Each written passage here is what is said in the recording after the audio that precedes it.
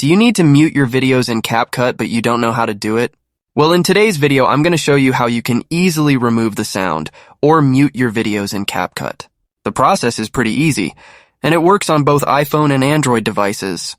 But before we start, if you're new to the channel, make sure you subscribe for more similar tutorial videos like this one. Let's open the CapCut editing app on our phone and then import the video from which you want to remove the sound or the audio. I have this cool little clip of the Trevi Fountain in Rome, and let's first hear the sound which we want to mute.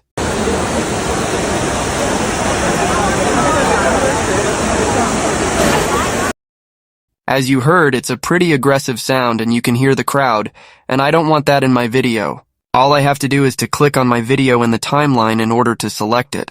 A couple of options will appear at the bottom of our video, so scroll through these options and click on the volume icon.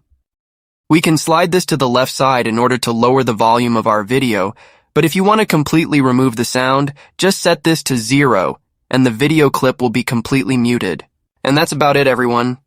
You see that it was pretty quick and simple. If you need more CapCut tutorial videos, make sure to check out the playlist from the description of this video, and I'll see you soon.